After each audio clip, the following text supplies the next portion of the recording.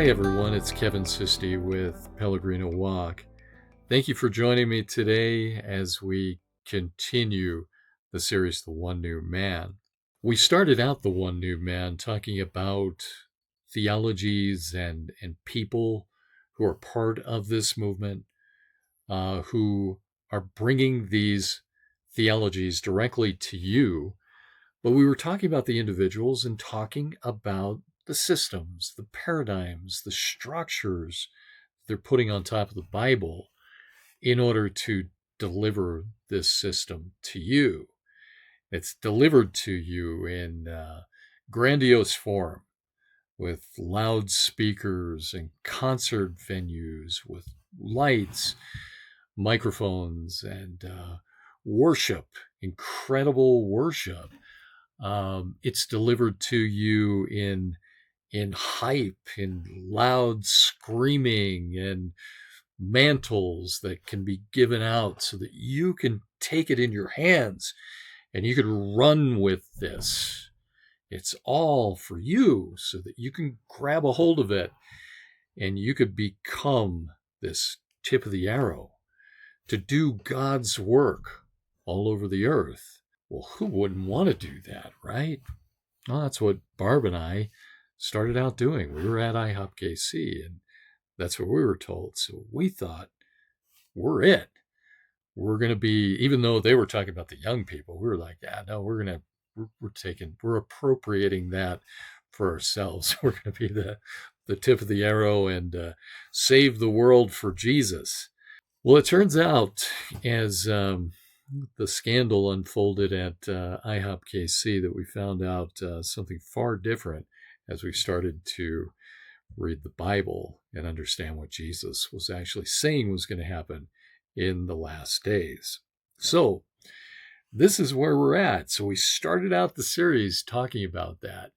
So then what happens when theology or systems, umbrellas that, or even lenses, right, that we put on top of the Bible and we change it and we tweak it a little bit? What happens when those theologies work themselves out into the local church? Well, that's where we started the shift. The first 7 episodes or so, maybe a little bit more, we're dealing with theologies and the men, right? Then we shifted into how it affected the local church. And we saw that at Radiant Church in Colorado Springs with the 222 conference, how the churches are turning. It was brought to my attention that maybe 5 years before the 222 conference, that the church took a drastic turn. They switched. They changed some things. They tweaked some language and all of a sudden went in new directions. Well, that's happening all over as the churches start to turn. So the theologies that are behind this movement and even the threads of it are getting into denominations. How can that be happening? How is that possible? Well, we're seeing it right in front of our eyes. And it's a slow change, right? It's a very, very slow change. We even talked about how Alice Bailey, who's known as the mother of the New Age, identified how this was going to happen through change agents that she was certainly suggesting. And then through using the same church language, but tweaking the meaning a little bit. That was back in the 1940s. So, of course, over the years, we've seen these changes start to happen. So that's how it affects the local church. But then we looked at how these theologies affect the individuals, how this leadership, this apostolic, prophetic, extreme shepherding, authoritarian leadership, how that affects individuals in the church. We saw that completely evident in the Valerie Evans story, which is horrific at a level that you just can't imagine. When you're watching this, you're like, how could somebody be doing this to somebody who just wanted more of Jesus? But then the other side of that is The idea that Valerie came through the other side. She processed this. She went through it and she held on to Jesus. She came out the other side rescued, redeemed, and completely restored. That's one of the good stories. There's a lot of bad stories where people have completely deconstructed their faith. So those are the three things so far: the theology and men that create those theologies. Secondly, the outworkings of those theologies on the local church and how those churches eventually turn. And thirdly, the outworkings of those theologies on the individual. So as we move along, we're going to be slipping into these different streams as we continue to present the one new man.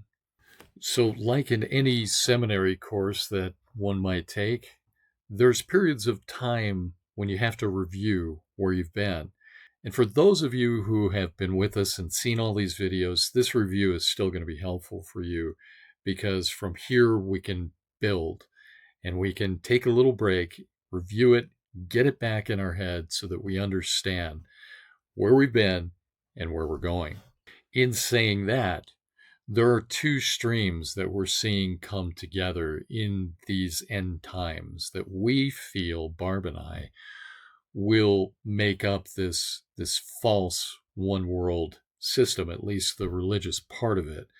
You're seeing the esoteric streams, the Gnostic streams, the Kabbalah, the alchemy, the New Age, Alice Bailey streams, Helena Blavatsky, Aleister Crowley, all of that is one stream that's been moving forward for obviously 2,000 years, right? We have the church stream as well, which has moved in its own direction. But the problem is, as Steve Montgomery, in his book Converging Apostasy, would say, you see those streams getting closer and closer together. In fact, they're now joined in some respect. But what we're dealing with, as we're dealing with Manifest Sonship, Lou Engle and the One New Man, is more of a church stream. We have that, plus you have global missions, which is almost a stream as well, that has developed through the years, right? You've got the purpose-driven stream, PDL, which is converging with the NAR stream. Those two are coming together, folks. I don't know if everybody realizes that, but you've got Rick Warren, who was in Rome this year at a Catholic conference, and saying things like, and we have confronted leadership on this. You love Jesus, we love Jesus, so let's get together in unity. Well, all these streams are coming together. So what we're talking about is this church stream, which we believe will eventually converge with this esoteric stream and is already doing that. It's in process. We've talked about changing gods. The God has been switched, or is in process of being switched. So all of this coming together, this is the one new man. This has to come together under the one new man. So as all this is coming together in the church stream, we believe that the esoteric stream will eventually join the church stream as the church is neutralized more and more. Now, there's many out there that are going to be saying, man, Kevin, you're so pessimistic. No, I'm really not, because there's a beautiful end to the story for those who will serve Jesus, the real Jesus, not the deified Jesus inside of us, who's really not Jesus at all. It can't get clearer than this. In 2 Thessalonians 2, verse 3, Paul says, "Let no one deceive you by any means, for that day will not come unless the great falling away comes first." Let me be very clear what we're saying in this whole New Man series. Very, very clear. The great harvest that Rick Warren is talking about, that Bob Jones prophesied, a 1 billion soul harvest, all the missions organizations, everything that we're seeing that's promoting Empowered 21, GACX, all the conferences, all the things are talking about a great harvest coming at the end. It's not true. It's not real. Now, there are sincere Christians in these movements, people whom we love, Barb and I love. They are contacts that she's had for years. Some of them I've had for a long time. We love these people. They are sincere Christians, but they're being deceived. There is not a utopian ending. That is what we're trying. We are coming against this one new man of manifest sonship. We're coming against the PDL streams that are all coming together. And we are saying it's great that you folks have a desire to see the world come to Jesus. We would love people to come to Jesus, but Jesus has made it clear, the Bible has made it clear, that there's going to be a remnant. Luke 18:8 says, Jesus says, will I even find faith on the earth when I come back? So what we're saying to people is come out of this, because this is the ending. Matthew 24 is the ending. Let no one deceive you by any means, for that day will not come unless the falling away comes first. What we're saying today is the great harvest that everybody's talking about is the great falling away. It's the start of it. We've got our hearts and our minds and our thoughts wrapped around this world and not the world to come.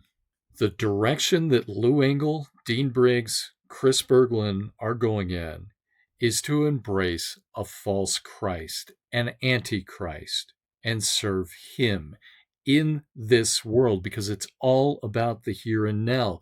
This is why we're urging people, stay away from Lou Engle, stay away from these men, run from these men. These men are leading you astray. They are leading you right into a trap of embracing Israel through being against anti-Semitism, but sliding in a different God underneath. It's not the same Jesus. They're describing a different Jesus. So with all that being said, I now want to go over the videos that we've done, not in detail, but just do a flyover so that we can get to the point where we're at right now and introduce the next video in the series. It talks a lot about IHOP KC, Mike Bickle, and the prayer movement and what an impact that has had across the world. And sadly, not in a good way. But in order to get to that next video, we've got to lay the groundwork of where we've been, as we've taken some twists and turns along the way. So here goes. So let's look back at some of these videos that we did. I remember when I first started with this, and I said this in the first video, and I was really, really prompted to talk about this one new man, because I really feel like this is their plan to bring manifest sonship everywhere. And it's not only in the Lou Engle streams, folks. It's in a lot of what we see these days, presence-based churches or presence-based movements. Some of this goes back to books like Jesus Calling. Man, it'll even go back to Practicing the Presence of God with Brother Lawrence's book, and some of these mystical books that embrace more of a monastic, more of a Catholic approach to faith. And so a lot of this is coming forward, but we see it in these presence-based churches that are more or less turning these days. They're turning and changing the language, continuing to change the language. So as I was considering this One New Man series and bringing this across to everyone, I was just deeply burdened with this. I felt like this is definitely an end-time plan for deception. So the first video that we did was on this manifested Sons of God army that Lou Engle was talking about. actually coming to Israel. And of course, that's the plan, right? Lou Engle is now going to embrace being against anti Semitism to draw Jewish believers and Gentile believers together, but under something far different than Christianity. This one new man is about being deified. It's about us coming up to a level of sonship, which is far different from the Bible.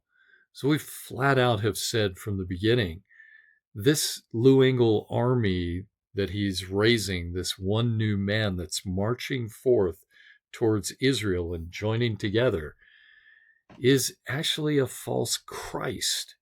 It's a false system. You know, I haven't done this yet, but I'm going to go further and say that it's not just a false Christ. This is a Luciferian system. We found out in the second video that we did, we become the Word made flesh. Can you believe that we're actually talking about that today? We become the Word made flesh, folks. That's what they believe. So we highlighted, and I don't know if my cursor can be seen. I believe it can. This man, Douglas Barrett, and he had talked about becoming the Word made flesh, becoming the truth. Folks, they're talking about becoming deified with Jesus, becoming a part of the Melchizedek order that only belongs to Jesus. Well, we can share in that. Folks, this is flat out not Christianity. So we highlighted Douglas Barrett, and we know that Douglas Barrett is in relationship with Chris Berglund, and we know Chris Berglund's in relationship with Lou Engle. And for 40 years, they've been in relationship. And Chris is, of course, the dreamer. So we move into video number 3, which was about dream incubation. We had talked about Chris Berglund mentioning imagination unto conception, that he was bringing that into his dreams, imagining things and bringing them forth. Well, we find out that really that goes back to Phineas Quimby and a lot of new thought coming out of that movement. And of course, that leads into Word of Faith, which really a lot of that came out of Latter Rains. A lot of that was embraced by the Latter Rain folks as well. And in this particular video, he also talked about, and Lou Engle had talked about, how Chris Berglund prepares for these dreams. And Chris Berglund has dreamed for him for years, but he talked about how he prepares for them and the hours that he spends at night just preparing his mind and preparing lighting and what have you. And we've noticed that what this actually is called dream incubation. It's something that the ancients practiced in Egypt, in Babylon, and they would go into caves and prepare for dreams that they could get by lighting candles and concentrating and imagining things. And therefore, they would be able to communicate with the divine. We moved from that into the Four Ruths dream, and again, talking about dream incubation. Chris Berglund actually had a dream back in Jerusalem, or back in 2007 in Jerusalem, where he talked about 4 Ruths of the earth coming together. And Lou Engle emphasizes this dream that once the 4 Ruths come together from the nations, then the one new man is going to be birthed. They're talking about this happening now. They're talking about all of this converging right now from the Great Communion Revival that they've started, that was birthed at Bethel Church, that all this was going to converge and become this one new man. But the Great Communion Revival was going to birth it. Of course, we went into detail on the 4 Ruths. We won't do that today, other than to say that these 4 Ruths in the dream were going to come from the 4 corners of the earth and actually bring the one new man into existence. Then moving into the next series of 3 videos, A False Christ is headed straight for you. We really just looked at the teaching of Chris Berglund. We looked at a video that he did, and highlighted that video and went into detail on it. But man, Chris really laid it out for us in this teaching. He talked about the Moravians, and we highlighted the central nature of the Moravians and how they've influenced IHOP KC. He was talking about a presence coming to inhabit the temple of our bodies. They were relying upon the finished work of Christ, yet not entering through the door. He talked about Jesus was looking for a harvest of himself and God-men. These were the conversations. I know it's hard to believe, but this is what we went through. We looked at the 144,000 in terms of manifest sonship theology, and that it's an elite group. It's not the Jewish folks. Then we looked at the theologies of Douglas Barrett, the idea that we could become the Word made flesh. Terry Bennett, the false prophet that says the seals have been broken and that we're in the middle of the tribulation. Rachel Baxter, who agreed with that we can actually get Christ's DNA in us. And then instead of there being only one Jesus down here, according to Bob Jones, there will be thousands of Jesuses who will take over the world in a grand act of dominion.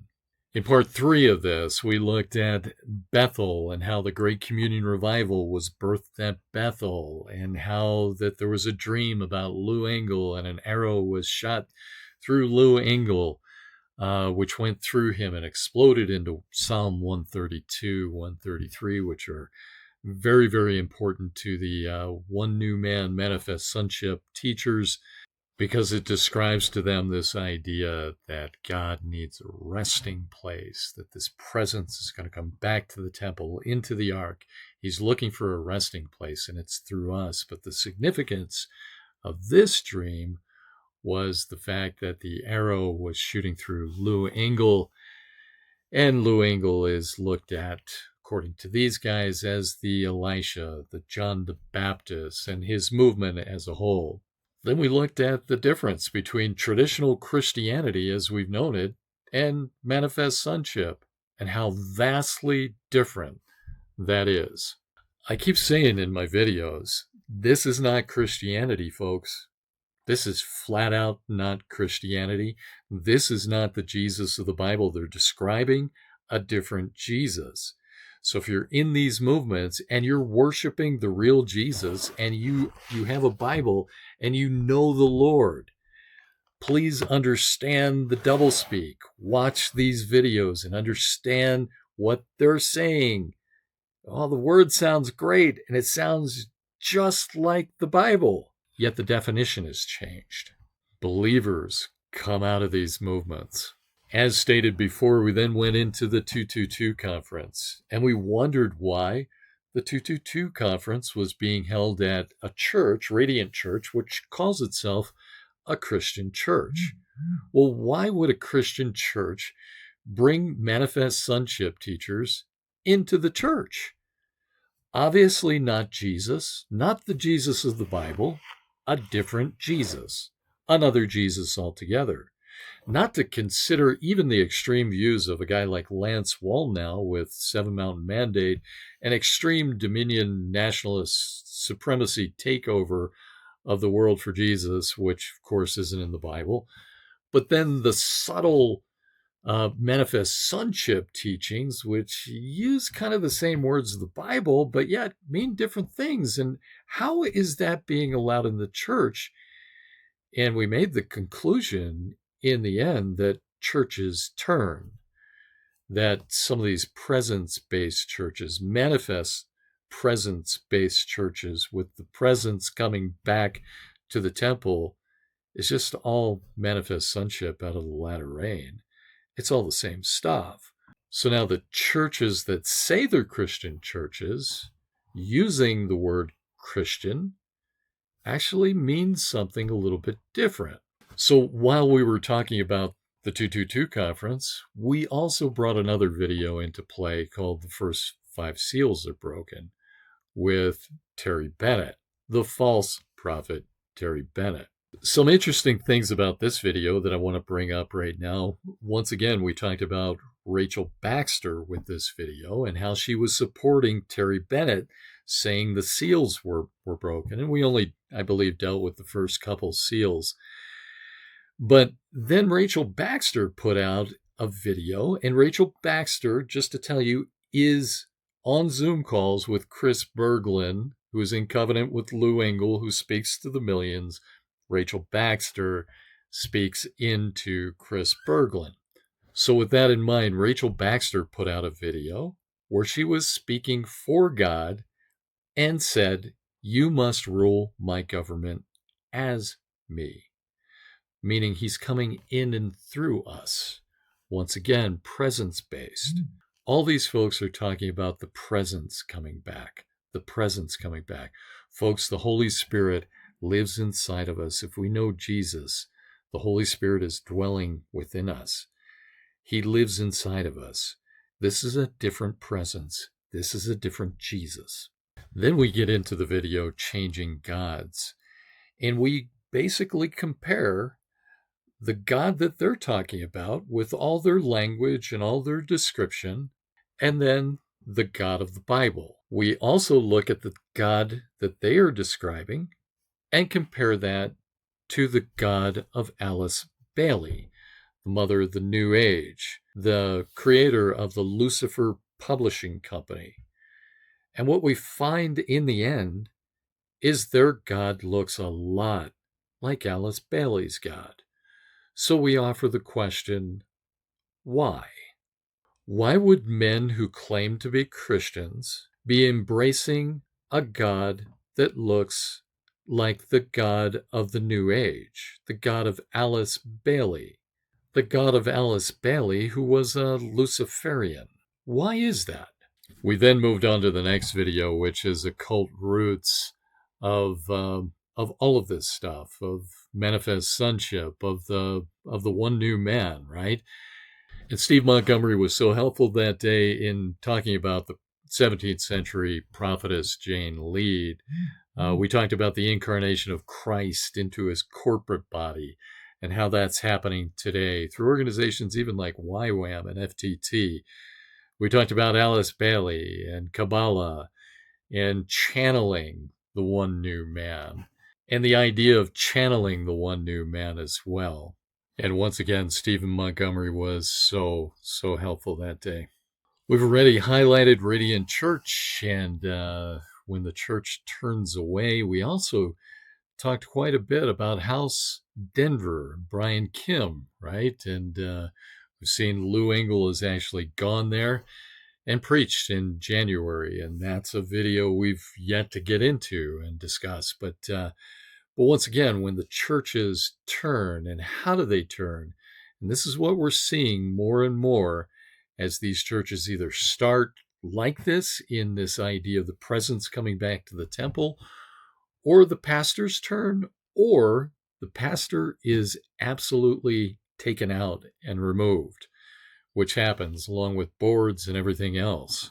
Then Barb and I did a video on the shameful exploitation of Gen Z, which we see over and over again. We saw it in the communion revival events where they're going after the young people. And folks, they've been doing that for years. They've been doing that for the entire time that Lou Engle has been in existence in ministry. It's all about hype, and it's all about chasing the carrot, and it's all about getting the young blood. They have to replace the ones that are falling off because of the way that they're treated. There's authoritarian leadership. There's absolute control. So if you don't buy into that system, you're going to leave. You're going to possibly even deconstruct your faith. There's so many examples of this that have happened that they constantly have to replace the older folks with newer folks who will believe the hype. And that's simply what it is.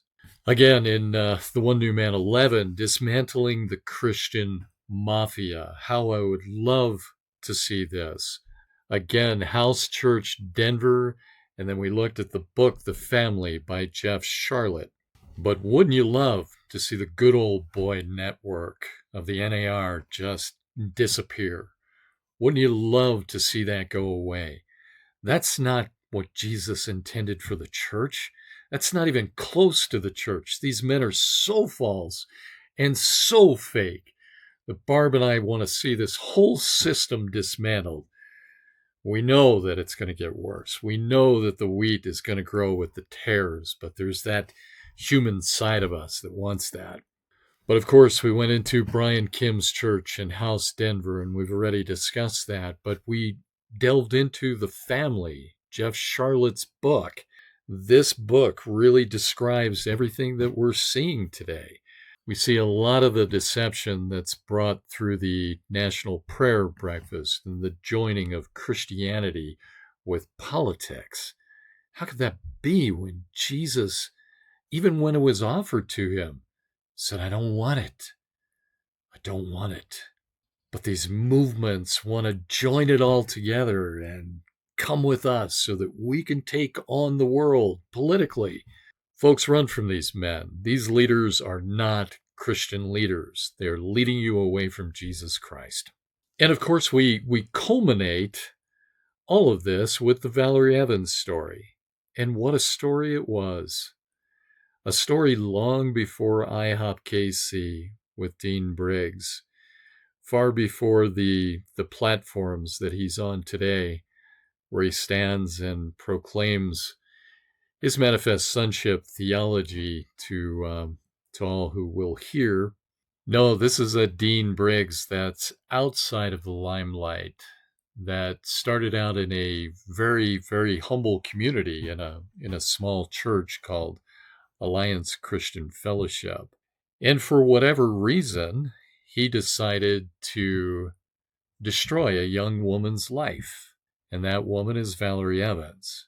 But the gracious nature of our God pulled her through all of this despite what Dean Briggs did. And if you haven't seen that video, we highly encourage you to go back and look at that and look at the destruction that this man, Dean Briggs, that stands on platforms and says, I'm a Christian, I'm a believer, follow me, come join my ecclesia revolution. Come join my Ecclesia Academy so that I can train you how to do the same things I do for about $4,000 or $5,000. This is the kind of nonsense that we have out there. Well, this is all embodied in the Valerie Evans story, even to the point where, and we haven't gotten into this, but we will, where Dean Briggs was actually in counseling, channeling the voice of God through a young woman, not Valerie Evans, but a friend of hers. And then everything that he was getting ended up being the voice of God that he was speaking to the church, and specifically to Valerie Evans. So this is a Christian man, a supposed Christian man standing on stages right now that was channeling, using occult channeling to present the voice of God to a church of God. So these are side roads. These are nuances that we're going to go off in the future and discuss, plus a whole lot more information. In subsequent videos, we go into Dean Briggs a little bit and his story with IHOP KC, how IHOP KC actually went to Alliance Christian Fellowship to help some of those struggling with the aftermath of what Dean Briggs did there. We haven't gone into the details of that, but that was maybe 2005, 2006. And then the Dean Briggs story and how that progresses, and how he actually meets Lou Engle and then actually becomes a staff member at IHOP KC. In fact, becomes the chief strategist of IHOP KC from 2018 to 2023, yet doesn't get implicated in the Mike Bickle saga. How is that possible? We talked about how Dean Briggs staged the whole using the curse word in church at Forerunner Church when he called out the ELT on stage to separate himself from IHOP KC. Master strategist, the man behind the curtain, the wizard pulling the strings and doing all the things that he does. That's Dean Briggs, and the church embraces him. It's beyond imagination, which takes us to where we are currently. And some of our frustration, Barb and I, as we sit here and we look at people still following Dean Briggs after this story went out, as we sit and wonder why big ministries that normally cover something so egregious like this, that were even warned by us that this was coming out, have not covered it. So we sit here and we wonder. We wonder why the Valerie Evans video only has 2,500 views when it should probably have 250,000. Why is that? Why are people just not concerned? Why do we keep sounding the alarm, yet very few listen? These are the frustrations, but yet we're still called to speak, and speak we will. So that's a little synopsis. That's a little review of the One New Man and where we've been so far. And I felt it was necessary at this point to do that. For those of you who are using this review and think that that's good enough to catch you up right now, it's not. You need to go back and watch these videos. It is so important. It's so important. If one person today, anew, will start to look at these videos, that you can inform others from there of the egregious nature of the things that are happening as far as the practical working outs of the theologies, but the theologies themselves. And what we're trying to do, Barb and I, is to divide the holy from the profane, right? I believe it's Deuteronomy 10 with Nadab and Abihu, that he was requiring of the priests to separate the holy from the profane, to teach the people of Israel to understand the difference. And the deception is so insidious today that what we're trying to do is to divide that, to show you, listen, it sounds good. What these guys are saying, it sounds like the real deal. But it's counterfeit. It's the wrong Christ. It's the wrong it's another Jesus of a different kind. These men believe that Jesus came as a man. He manifested the Christ at his baptism. The Christ spirit went away before his crucifixion. They believe that. And if anyone believes that Jesus only came as a man, there is no salvation in that belief. But here's the problem. If you diminish the fall, if you reduce sin, if you reverse the curse, if you say that God was looking down at Adam making an image bearer, and of course we are image bearers, but so much so that he had so much love that, well, we just bypass the fall a little bit. We could make ourselves a little bit better. As Chris Berglund says, we no longer have a sin nature. So if you do that, maybe you don't need salvation in the first place. And maybe what they're preaching from the platforms at Communion America and events like this is bring your shame, bring your questions, but not your sin. They bypass the cross. We no longer have to enter through the cross. We can rely upon the finished work of Jesus without going through the door. That's what this is. This is the One New Man. This is Lou Engle. This is Dean Briggs. This is Chris Berglund. This is what's happening as the churches turn. This is what's happening as believers believe this and are abused like Valerie Evans. This is what happens when they lose their faith. And then these leaders have to go after new blood, after the young people that just want more of Jesus. And I can't believe these words are coming out of my mouth, but just like the Pharisees, they make them twice as much a son of hell as they are. That's where we're at. This is 2026, folks. It's time to get in the Word. And as we move forward in this series, we're going to uncover much, much more. We're going to dig into the men and the movements and the theologies and the people that they abuse. And we're going to hear more stories as we move forward. More stories from so many who have been in the same position as Valerie or in different situations with different circumstances and have made it through the other side. And there are so many that haven't made it out the other side, that have deconstructed their faith, that have deconstructed Jesus, that have said, because of these men, because of these movements, it's all false. We don't have an agenda other than to call people to the Jesus of the Bible, to call people back to Him. The ones that are in these movements, if you're in it right now and you're questioning, get in your Bible. Understand that Barb and I, because of the love of Jesus, because He's been so gracious to us, we just want to share this with you, and we want to call you out back to Jesus. There's forgiveness, there's love, there's graciousness from God. Come back to Him and His Word, and let everything else go, where you're going to go, what you're going to do, the church that you're going to attend, all the things. You need to separate for a little bit.